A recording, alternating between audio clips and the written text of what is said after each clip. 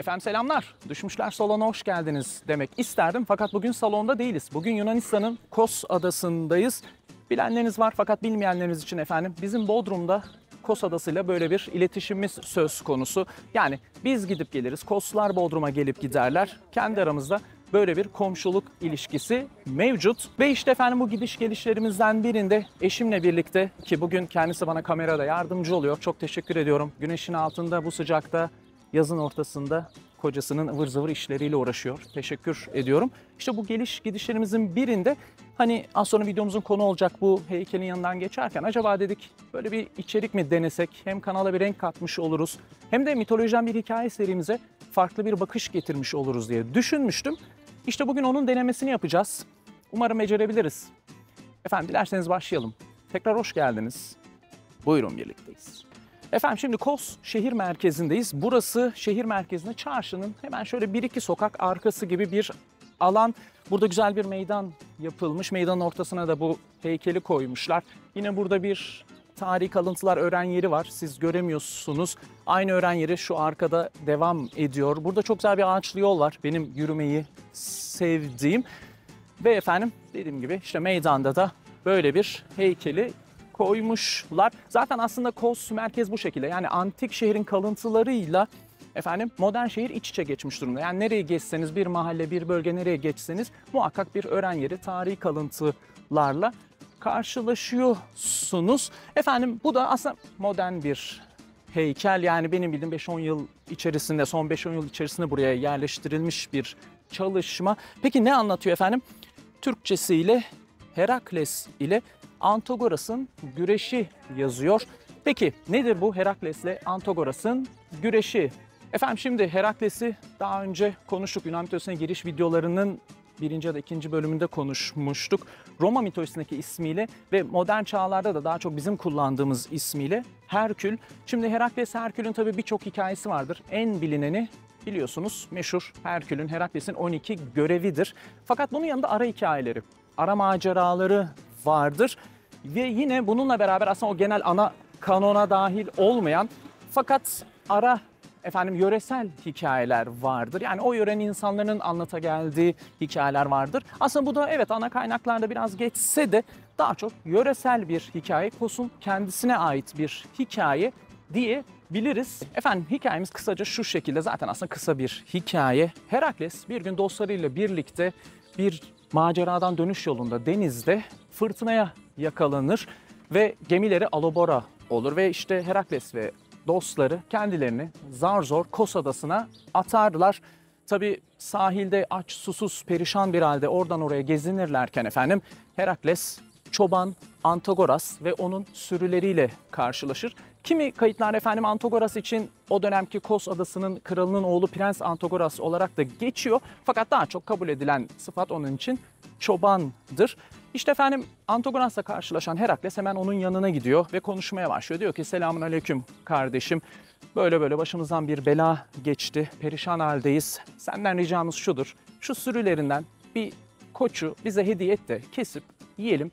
Bir kendimize gelelim der. Antagoras da şöyle cevap verir. Der ki aleykümselam kardeşim, geçmiş olsun, zor tabii. Fakat şöyle yapalım der. Gel seninle bir güreşelim, bir güreş tutuşalım.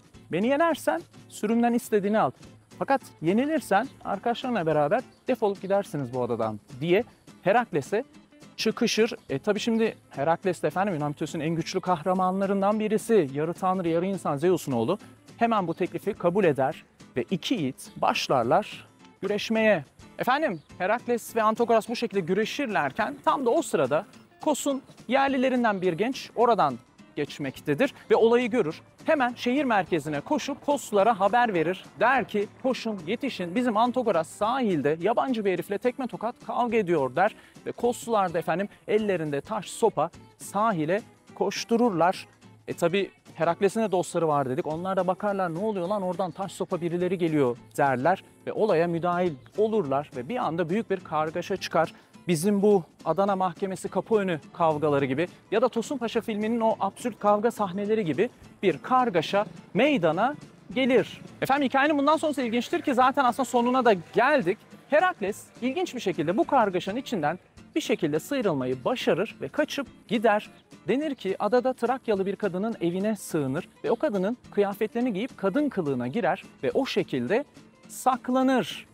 Efendim şimdi hikayemiz kısaca bu şekilde, yani sonuna eklemeler vardır fakat genel çerçeve bu şekilde, en azından güreş kısmı hikayenin bu şekilde. Tabii bu hikaye uzun zaman insanların kafasını kurcalamış. Özellikle hani Herakles gibi bir kahramanın, Zeus'un oğlunun nasıl kadın kılığına girdiği insanların kafasını kurcalamış. Aslında bir hikayesine daha vardır bu kadın kıyafetleri giymesiyle ilgili ve bu hikayenin de yine aslında alt metin okumaları da vardır. İşte en bilineni şudur. Deniyor ki efendim bir dönem antik çağda Kos'ta toplumsal düzen olarak anaerkil bir yapının var olduğu, işte hani Herakles'in de Kos'a gelip kadın kılığına girmesinin o anaerkil yapıya bir gönderme, onun bir metaforu olduğuyla ilgili okuma yine en meşhur alt metin okumalarından birisidir. Efendim onun dışında tabii Kos antik çağda çok önemli bir Herakles kült merkezi. İnsanlar burada Herakles'e tapmışlar. Hatta yolunuz düşerse Herakles Kült Merkezi'nin tapınma alanının öğren yerinde tarihi kalıntılarında gezebilirsiniz. Ve burada efendim Herakles'e sadece işte yarı tanrı yarı insan Zeus'un oğlu olarak tapılmamış.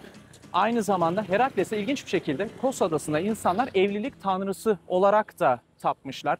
Efendim evlenmek isteyen fakat evlenemeyen gençler ama aileler izin vermemiş, ama maddi sıkıntılar, Herakles'in tapınma alanına giderlermiş efendim. Dua ederlermiş, kurban keserlermiş ki evlenebilsinler. Onun dışında efendim yine Kos'ta denir ki, daha doğrusu bu Herakles kült merkezlerine var olan bir ritüel varmış.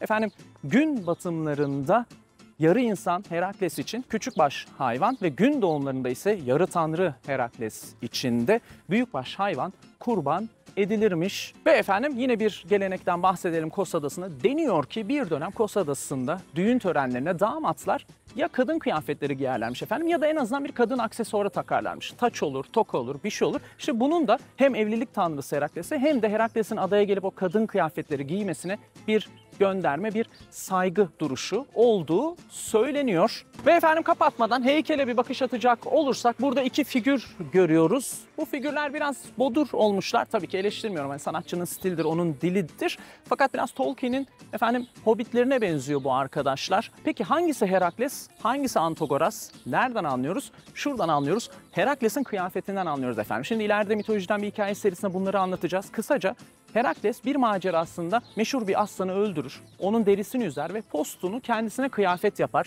Hatta aslanın başını kendi kafasına böyle kapşon gibi geçirir. Ve hem antik çağda hem de Rönesans sonrası sanat tarihinde Herakles bu şekilde üzerindeki postla betimlenir ki burada da sanatçı aynı şekilde betimlemiş.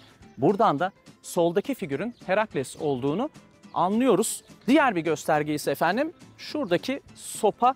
Bu Herakles'in silahıdır. Yani Herakles efendim öyle ok, yay, kılıç, kalkandan ziyade böyle bir sopayla savaşır, maceralarına katılır. Bugünkü bizim beyzbol sopasının biraz kalını, biraz kabası diyebiliriz. Burada da yine sanatçı güzel bir şekilde onu betimlemiş. Yine buradan da soldaki figürün Herakles olduğu ile ilgili ikinci sembolümüzü görüyoruz. Ve efendim tabii ki sağdaki figürümüz de doğal olarak çoban Antagoras oluyor diyelim ve burada sonlandıralım. Şimdi eşimi de daha fazla güneşin altına tutmak istemiyorum efendim. Yine affedersiniz bizim bir gastronomi turumuz vardır Kos Adası'na. Geldiğimizde yeme içme uğrak mekanlarımız var. İzninizle oralara gidelim. Bir kokteylcimiz var. Gidelim kokteyllerimizi yudumlayalım. Sizlerle de Düşmüşler Salonu'nda bir sonraki videoda buluşalım efendim. Sürçülisan etsek affola. Efendim beğendiyseniz ne mutlu bana. Çok teşekkür ediyorum. Beğenmediyseniz de sabredip izlediğiniz için çok teşekkür ediyorum. Ve hepinize mutlu günler diliyorum. Kapatmadan son videoda bir yorum gelmişti. Kapanış şarkı yönlendirmeleri devam etsin diye. Brent Cobb, Black Creek diyelim. Görüşeceğiz. Bay bay.